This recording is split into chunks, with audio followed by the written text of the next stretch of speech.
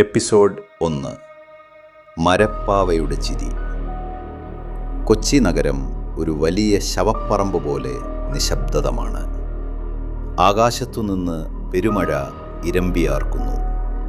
അറബിക്കടലിൽ നിന്ന് അടിച്ചുയരുന്ന കാറ്റ് മറൈൻ ഡ്രൈവിലെ ഹൈറൈസ് ബിൽഡിങ്ങുകളെ വിറപ്പിച്ചുകൊണ്ടിരുന്നു. എൻ്റെ പേര് വിക്രമാദിത്യൻ. ഈ നഗരത്തിലെ കുറ്റവാളികൾക്ക് ഞാൻ വെറുമൊരു DYSP മാത്രമായിരിക്കാം. പക്ഷേ എനിക്ക് ഇതൊരു വേട്ടയാണ്. വികാരങ്ങൾക്കപ്പുറം ലോജിക്കും തെളിവുകളും മാത്രം സംസാരിക്കുന്ന ഒരു യുദ്ധം. ഞങ്ങളിപ്പോൾ സ്കൈ ഗാർഡൻസ് എന്ന ആഡംബര ഫ്ലാറ്റിലേക്ക് കുതിക്കുകയാണ്. അവിടെ ഒരു മർഡർ റിപ്പോർട്ട് ചെയ്തിട്ടുണ്ട്. കറുത്ത സ്കോർപിയോ മഴയെ കീറി മുറിച്ച് മുന്നോട്ട് പാഞ്ഞു. വണ്ടിക്കുള്ളിലെ മഞ്ഞ വെളിച്ചത്തിൽ ഞാൻ എൻ്റെ ടീമിനെ ഓരോരുത്തരെയായി നോക്കി. മീര: സർ, ഈ കേസ് അത്ര സിമ്പിളാണെന്ന് എനിക്ക് തോന്നുന്നില്ല. The killer is playing A psychological game. CI Meera Nambiar, criminal സൈക്കോളജിയിൽ പ്രാവീണ്യമുള്ളവൾ. പ്രതിയുടെ നിഴൽ കണ്ടാൽ പോലും അയാളുടെ അടുത്ത നീക്കം പ്രവചിക്കാൻ മീരക്ക് കഴിയും. സുൽഫിക്കർ: സർ, ലൊക്കേഷൻ ട്രേസ് ചെയ്തിട്ടുണ്ട്. Flat 4B. വിനയ് ചന്ദ്രൻ എന്ന ബിസിനസ്സുകാരനാണ് വിക്ടിം. ബാക്കി ഡീറ്റെയിൽസ് എല്ലാം ടാബിലേക്ക് പുഷ് ചെയ്തിട്ടുണ്ട്. SI സുൽഫിക്കർ: ഞങ്ങളുടെ ഡിജിറ്റൽ കണ്ണാണവൻ. ഇലക്ട്രോണിക് സർക്യൂട്ടുകൾക്കിടയിലെ രഹസ്യങ്ങൾ കണ്ടെത്താൻ അവനോളം മിടുക്കർ വേറെയില്ല. അഞ്ജലി: സർ, എൻ്റെ കിറ്റ് റെഡിയാണ്. ഒരു ചെറിയ മുടിനാരിര പോലും ഞാൻ വിട്ടുകളയില്ല. CPO അഞ്ജലി: സർ, എൻ്റെ കിറ്റ് റെഡിയാണ്. ഒരു ചെറിയ മുടിനാരിര പോലും ഞാൻ വിട്ടുകളയില്ല. അഞ്ജലി: തെളിവുകൾ ശേഖരിക്കുന്നതിൽ അസാമാന്യ ജാഗ്രതയുള്ളവൾ. എത്ര വലിയ കൊലയാളിയും തറയിൽ ഉപേക്ഷിക്കുന്ന ഒരു ചെറിയ അടയാളം മതി അവൾക്ക് അവനെ പൂട്ടാൻ. ഞങ്ങൾ ഫ്ലാറ്റിന് മുന്നിൽ വണ്ടി നിർത്തി. അവിടെ ഞങ്ങളെ കാത്ത് ഒരാൾ കൂടി ഉണ്ടായിരുന്നു. ഡോക്ടർ തരുൺ: സർ, അകത്ത് കാത്തിരിക്കുന്നത് കണ്ടാൽ ആരായാലും ഒന്ന് ഞെട്ടും. ഇങ്ങനെയൊരു സീൻ ഞാൻ എൻ്റെ സർവീസിൽ കണ്ടിട്ടില്ല.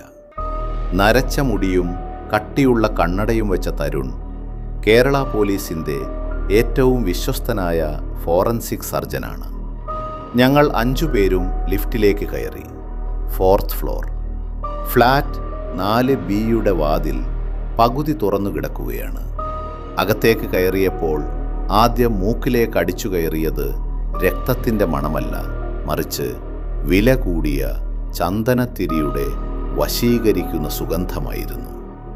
ഞാൻ: സുൽഫിക്കർ, ഡിജിറ്റൽ ലോക്ക് ചെക്ക് ചെയ്യ്. അഞ്ജലി: തറയിൽ ഒരടി പോലും മുന്നോട്ട് വെക്കരുത്. ചെക്ക് ഫോർ ഫുട് പ്രിൻസ്. ലിവിംഗ് റൂമിൻ്റെ നടുവിൽ വിനയ് ചന്ദ്രൻ ഇരിക്കുന്നു. സോഫയിൽ തളർന്നു കിടക്കുകയല്ല, മറിച്ച് ധ്യാനത്തിലിരിക്കുന്നത് പോലെ വളരെ ശാന്തമായി. കണ്ണുകൾ അടഞ്ഞിരിക്കുന്നു. ചുണ്ടിൽ ഒരു നേർത്ത പുഞ്ചിരി. പക്ഷേ ആ കഴുത്തിലെ മുറിവ്, അത് കൃത്യമായ ഒരു വര പോലെയായിരുന്നു. രക്തം പോലും അമിതമായി പുറത്തേക്ക് തെറിച്ചിട്ടില്ല. മീര: സർ, അയാളുടെ കൈകളിലേക്ക് നോക്കൂ. വിനയ് ചന്ദ്രൻ്റെ കൈകളിൽ ചേർത്തു പിടിച്ചിരിക്കുന്നത് ഒരു മരപ്പാവയെയാണ്. കൃത്യം 6 ഇഞ്ച് വലിപ്പം. ഞാൻ ഗ്ലൗസ് ധരിച്ച കൈകൾ കൊണ്ട് ആ പാവയെ ഉയർത്തി നോക്കി. ഇത് വിനയ് ചന്ദ്രൻ്റെ തന്നെ രൂപമാണ്. ധരിച്ചിരിക്കുന്ന ഷർട്ട്, കയ്യിലെ വാച്ച്, എല്ലാം same. This killer is an artist. ഒരു സൈക്കോപൊഡിക് ആർട്ടിസ്റ്റ്. പെട്ടെന്നാണ് ഭിത്തിയിലെ ആ വരികൾ അഞ്ജലി കണ്ടത്. രക്തം കൊണ്ട് ഒരാൾ പൊക്കത്തിൽ അവിടെ എഴുതിയിരിക്കുന്നു: I don't kill bodies, I release souls. എൻ്റെ ഫോൺ പെട്ടെന്ന് ശബ്ദിച്ചു. ഒരു അജ്ഞാത നമ്പർ. ഞാൻ സ്പീക്കർ ഓൺ ചെയ്തു. എല്ലാവരും ശ്വാസമടക്കി പിടിച്ചു നിന്നു. അപരിചിതൻ: വിക്രമാദിത്യ, പാവ ഇഷ്ടപ്പെട്ടോ? അടുത്ത പാവ ആരുടേതാണെന്ന് അറിയണ്ടേ? ഞാൻ: ആരാണ് നീ? എവിടെയാണുള്ളത്? അപരിചിതൻ: നിങ്ങളുടെ ടീമിലെ ഒരാൾക്ക് ഇപ്പോൾ ഒരു പാർസൽ വന്നിട്ടുണ്ടാകും. അത് തുറന്നു നോക്കൂ. Time is running out man. Call ഡിസ്കണക്റ്റായി. ഹാളിൽ മരണതുല്യമായ നിശബ്ദത പടർന്നു. എല്ലാവരും പരസ്പരം സംശയത്തോടെ നോക്കി. എല്ലാവരും ബാഗുകൾ ചെക്ക് ചെയ്തു. പെട്ടെന്നാണ് അഞ്ജലിക്ക് തൻ്റെ ബാഗിൽ എന്തോ ഉള്ളതുപോലെ തോന്നിയത്. അവൾ തൻ്റെ ബാഗിൽ നിന്ന് ഒരു ചെറിയ കൊറിയർ ബോക്സ് പുറത്തെടുത്തു.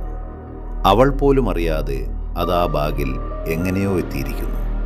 ഞാൻ, അഞ്ജലി, അത് തുറക്കരുത്, സ്റ്റോപ്പ്. പക്ഷേ ഭയം കൊണ്ട് മരവിച്ച അവൾ ആ ബോക്സ് തുറന്നു കഴിഞ്ഞിരുന്നു. അതിനുള്ളിൽ ഒരു മരപ്പാവ ഇരിക്കുന്നു. അതിൻ്റെ രൂപം കണ്ട അഞ്ജലിയുടെ കൈകളിൽ നിന്ന് ആ ബോക്സ് തറയിലേക്ക് വീണു. അഞ്ജലി, സർ, ഇതെൻ്റെ രൂപമാണ്. ആ പാവയുടെ കഴുത്തിൽ ഒരു ചുവന്ന നൂൽ മുറുക്കിയിരുന്നു. ബാൽക്കണിയിലൂടെ പാഞ്ഞു വന്ന മിന്നൽ വെളിച്ചത്തിൽ ആ പാവയുടെ മുഖം തിളങ്ങി. കൊലയാളി ഞങ്ങളെ കണ്ടുകൊണ്ടിരിക്കുകയാണ്. അവൻ അടുത്ത ഇരയെ തെരഞ്ഞെടുത്തു കഴിഞ്ഞു. അത് ഞങ്ങളുടെ ടീമിൽ നിന്ന് തന്നെയാണ്. പിന്നീട് എന്തു സംഭവിച്ചുവെന്നറിയണ്ടേ? വിക്രം കൊലയാളിയെ കണ്ടെത്തുമോ? അതോ അഞ്ജലി കൊലയാളിയുടെ കെണിയിൽ വീഴുമോ? കാത്തിരിക്കൂ അടുത്ത എപ്പിസോഡിനായി.